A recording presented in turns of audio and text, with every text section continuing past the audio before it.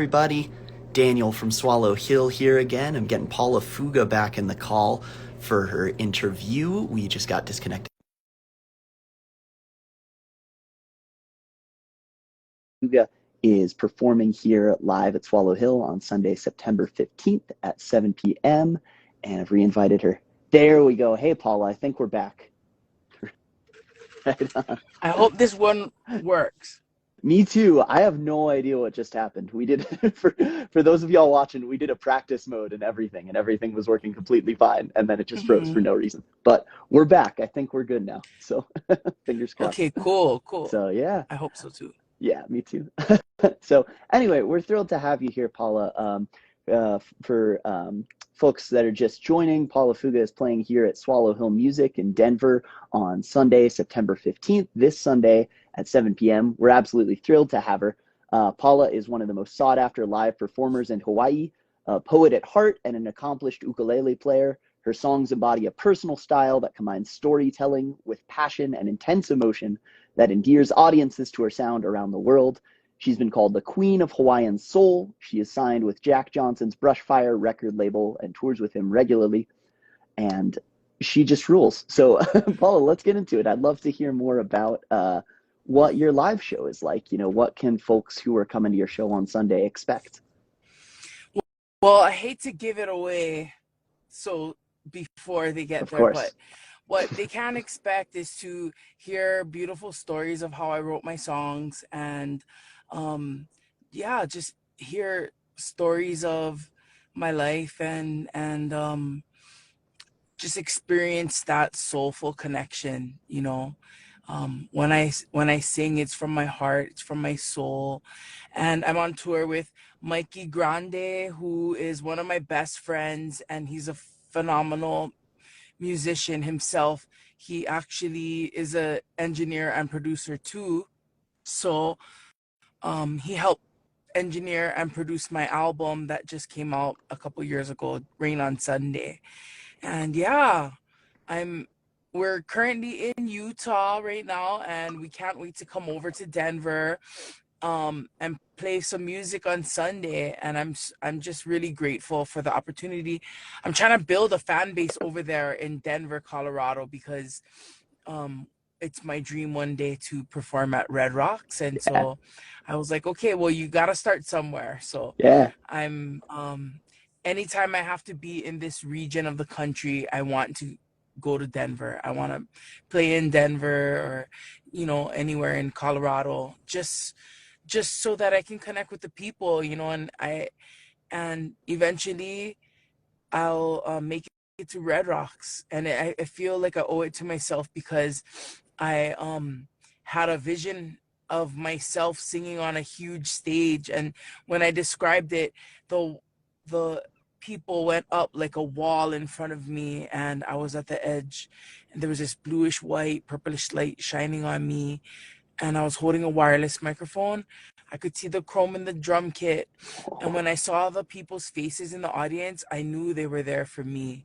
And I feel like I was given that vision by my guardian angels, you know, looking out for me in a time where I needed to believe in myself the most. I was just a little kid, you know, and so impressionable. So I feel like it was a tremendous gift in my lifetime because I was able to hold on to that vision even still till today, you know, knowing that I'll be able to perform there one day. So thank you. Thank you for helping me get the word out to the people of Denver, Colorado, because, you know, I love it there. I love the energy. I love the landscape. I love all the rock formations. I love the natural history of Denver, you know, and how Red Rocks was formed and everything. Like I'm just like really into all of that, and it feels like a very spiritual place, you know, like in Colorado. My gosh, I got to perform at a private event this past summer, and just driving one of those backcountry roads was so beautiful. I could imagine Hmm. what it looked like in the wintertime. Yeah. But yeah. Heck yeah. Oh yeah. I mean, yeah. I Red Rocks would be lucky to have you, Paula, and we're here at Swallow Hill. I mean, we were honored to be a stepping stone on that journey. So Oh we're just yeah. yeah, we're just glad to have you. And yeah, I've lived in Denver for a long time now, coming up on like 10 years or so. And Wow. every time I go to Red Rocks, I'm kind of like, oh yeah, it's gonna be Red Rocks. And then every time I sit there, I'm like, wow, like it feels like the first time again. It's like it doesn't get old. So yeah, that natural beauty Ha really is astounding. So yeah. Have you been there for sunrise? I haven't. My fiance keeps trying to get me out there and she keeps saying we have to do it, and one of these days she'll get me to do it. I'm not usually an early riser. It takes a lot of prodding to me to get me up that early, but I know I owe it to myself to do it. So yeah, Yeah, I've it's heard it's so just incredible. magical. Yeah, Hmm. totally, Yeah. totally. Heck yeah. So yeah, Paul, let's talk. Who are some of your? I'm curious. Who are some of your like inspirations for your songwriting? I know you cross a lot of genres and you've collaborated with a lot of folks. Jack Johnson, Ben Harper, and plenty of other names. What's kind of the talk me through like what your songwriting process looks like? How all these different kind of genres and inspirations come together? Well, I think a lot has to do with the fact that I'm from Hawaii and we are this mixing pot of cultures there, especially where I come from Mhm. on Oahu. There's so many people from all over the world, and I feel like when they come to Hawaii, they bring their, different music. Like I was born, my grandma, she loved Puerto Rican music, so I'd listen to that, and then they were into like church, like gospel music to them, like Jimmy Swaggart and things like that, and I'd hear them listen to these things. And my mom, she was like always a hopeful Yeah, romantic, yeah, and sure. she'd listen to all these like heartbreaking songs, like by female vocalists. And you know I grew up listening to Motown, Aretha Franklin, Stevie Wonder, Bob Marley, like all these people. And of course, all the popular music of, my generation, like from the 80s to the 90s throughout, and yeah, I think it's because of that I have, when I go to write a song, I'm not really thinking of the type of genre, but more what kind of song I want to sing, or like what it just kind of comes out, and Yeah. um I love that, there's so much music in Hawaii that I'm from Waimanalo, so like Country Comfort, Gabby Pahinui, like Yeah. all these guys played music when I was born, and they were the popular music of Hawaii while I was a kid. Henry Capono, Cecilio and Capono, and yeah, I think I'm a sponge, and I listen to as much music as I could hear. Like there wasn't one specific type of music that um I didn't know about genres until I was an adult. Yeah. Music Yeah. was no, for real. Yeah. Music was just music, and until I was like graduated from high school and went to college, and there you meet people from all over the world, and they bring their music with them too, and so Hmm. you make Hmm. friends, you hear what people are listening to, you get into it, and so I love that. I love just having such a wide range of music that I have been influenced by, so that when music comes out of me, it's so different. You never know how it's going to be. Um, I like folky type music, a little bit of bluegrass. Yeah. Um, is has a country influence already, and in Hawaii we love our country music. We love Hmm. folk music, slacky guitar, like any kind, and yeah, I just kind of let the melodies come to me, and I'm always surprised when I I'm inspired to write a different style of music than I I have before, you know. Yeah. But yeah, Yeah. It just sort of flows out then. yeah. That's awesome. Yeah. And you Very can never cool. be prepared for when you will be inspired, you know? Yeah. Hmm. And I Hmm. I've love that definitely, about the process too. yeah, Yeah. I've So you definitely write seen that songs too? myself too. I do. Yeah, I'm a musician myself in addition to working at Swallow Hill, and I've felt that myself too. So it's really cool to hear just like the that abandonment from genre and just like kind of surrender to like whatever comes out is going to come out. And I've Yeah. felt that too, that inspiration can strike at any moment. It's Mm-hmm. kind of like Mm. sometimes it's kind of, I don't know about you, sometimes it's almost like inconvenient. It's like, oh shoot, I got to leave this party. I just got an idea for a song. Oh my gosh, I do the same thing. Yeah, Do you like yeah, yeah. actually go and start playing in your studio or whatever? Or do you just like record it with your voice onto your phone? Yeah, yeah, usually it'll start as a voice memo. If I'm like close enough to my instruments, I'll probably start working on it. But yeah, I have a whole, dozens, if not hundreds of voice memos. So Oh yeah, yeah, totally. that's how I write too. Yeah, I'll bust out nice. my Right on. voice memo and get out all my ideas. And then I usually like to do that in privacy. I Yeah. don't like people to like be around me when I do Mm-hmm. it. But sometimes you can't help it. And I refuse to lose the idea because I'm a little bit shy or hesitant or Yeah. whatever, you know?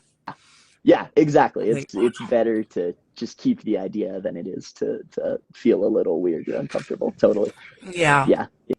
And Yeah. like, after all, you're a musician, so how odd is it really? You Yeah. know? Right, right. I Yeah. think when I busted it out in front of people, they're stoked to see it unfold live, you Hmm. know?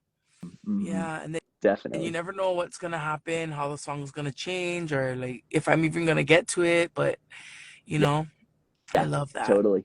Totally. Yeah. And are you writing when you're writing, is it usually like you said, you start with the voice memos. Is it like are you on the uke, are you on guitar? Is it like piano? Does it kind of Most of the change on the time, song? yeah, changes on the song Hmm. depends on what I'm doing, and then most times I'll be driving and then I'll have a melody for something, so Yeah. I'll pick it up and I'll sing the melody, and then I'll sing any lyrics that come to mind at the time just so I can have the ideas down, and I'll try to sing a melody, and then yeah, sometimes I go back to it quickly if I can't get it off of my mind. But Hmm. sometimes I'll forget about it and then it'll like get buried deep in my voice memos, and I have to Yeah. go review each one individually, and then start writing them down in my notebook, just like the ideas. So like I bring it more closer to life, you know, by Hmm. doing Hmm. that, writing it down. Totally. And Totally. yeah, and then I'll work on it if I'm like in a songwriting um zone. I'll like look through all my songs and see what I can add to whatever exists already, you know? Yeah. Yeah, totally. You got your kind of like bank of a bunch of different ideas and then pick Yeah. out this one today. Yeah, right on, right on. Yeah, very cool. So yeah, I'd love to talk, Paul. I'd love to talk ukulele for a little bit. Who are some of your, who are some of your inspirations on that instrument? Like how would you describe your style? We're a music school here at Swallow Hill as well, so we have a lot of ukulele students, and I'm sure they'd love to hear, kind of about that. Any inspirations or advice or anything like that? Well, my style is real chalang-a-lang. Mm, yeah, yeah. It's like chalang-a-lang is just kind of like a loose, casual style. I love strumming. Mhm. Basically, I picked up the ukulele so that I could have some kind of musical accompaniment to my voice, you Hmm. know? And that's the real reason I play ukulele, so that I can sing. And yeah, I I love playing ukulele. If there's sometimes there's songs that I write without a ukulele, Hmm. and then I have to have somebody help me learn my own songs. And I love it. It pushes my boundaries. it helps me become a better player, when I am challenged with something new, and like I have to do some picking in some songs. Mhm. I don't consider myself a picker. I've always been a strummer Mhm. and a singer. And yeah, I took ukulele lessons from Roy Sakuma, who's like a master ukulele teacher. And for 2 years, I was able to take lessons from him. And uh, while they were all learning to pick, all the other students wanted to learn to pick like Troy Fernandez. I was like, yeah, I'm just gonna strum. Like, I'm good. And I'll Just gonna sing chill right along. I here. can sing. Yeah. Yeah. Yeah. Yeah. But really, yeah, I needed to learn how to sing and play at the same time. So it was really beneficial to take those 2 years of ukulele in school, in a ukulele school. Yeah. Very cool. That's awesome.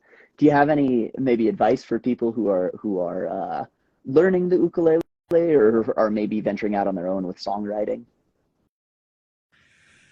Yes, learning ukulele, I would suggest checking out YouTube videos. People Mhm. have so many videos for ukulele instruction.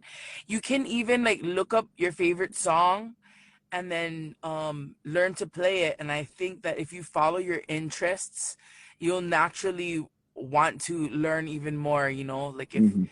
I even me, I have a little list of songs that I want to learn, and I'm gonna have one of my friends teach me how to play them just so that I can learn it and sing it. And then Mhm. maybe hopefully it becomes a part of my repertoire or something like Yeah. that. But yeah, it's just good fun, and don't take yourself so seriously. Um Play for fun because you love it, because you love to do it. And um as like, you know have you ever heard the song called Sing by Karen Carpenter? Yeah. Oh, yeah.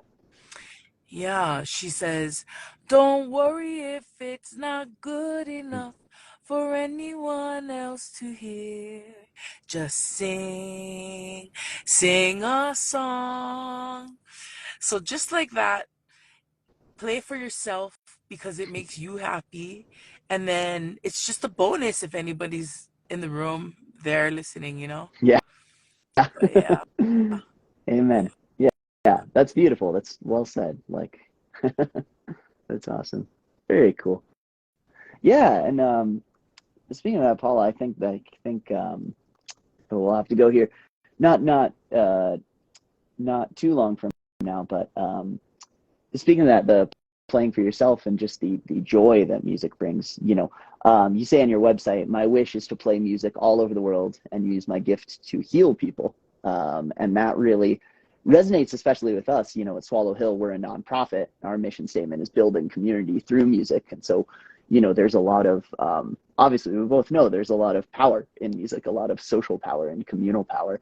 And yeah, can you just tell me about a little bit about that? Like, what do you want people to with this healing power of music? What do you want people to walk away from your shows feeling? Like, what are you aiming for people to experience during your shows?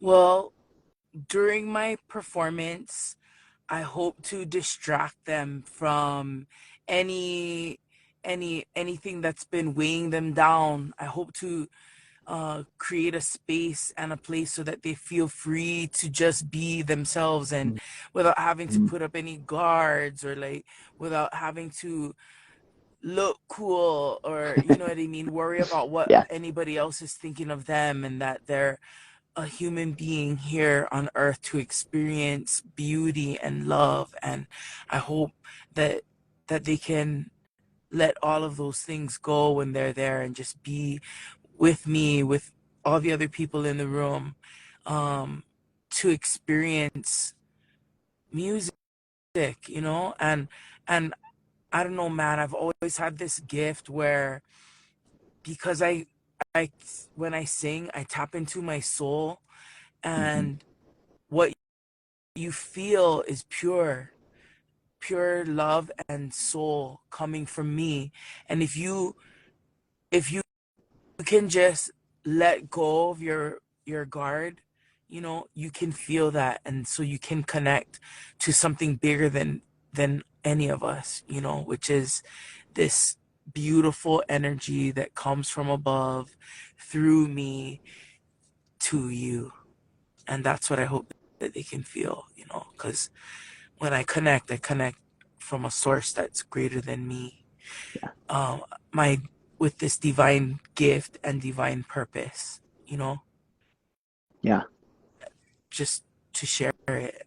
I hope people open their hearts and their souls and are brave to receive it, you know. yeah. Oh, that's beautiful. That's really special. I mean, I can definitely think of concerts I've been to like that too, where it's like, oh, this was a lot more than just a fun thing to do on a Saturday night or a Sunday night. I mean, it's Yeah. that's awesome. So I also hope, audience members are ready for that. Yeah, that sounds like it's gonna be beautiful. Very cool. Thank you. Yeah, I'm a storyteller absolutely. at heart, so that's one of the other things that I love to do with music is being able to tell stories of how I wrote the songs and then sing those songs, which are stories in itself. Yeah, right.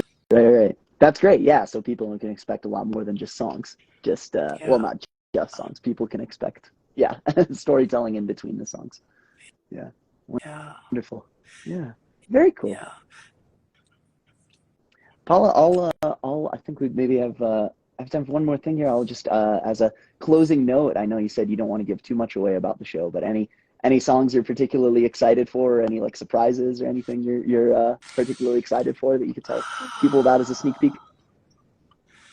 You know, sometimes I'll write a set list and then I'll like throw it out the window and just go for it. Yeah, yeah, So, yeah, you know, I just know that I come in there, I'll feel the energy and the vibe in the room, and that's how I pick the songs. I have a list of songs, but you can never tell what order I'll sing them in.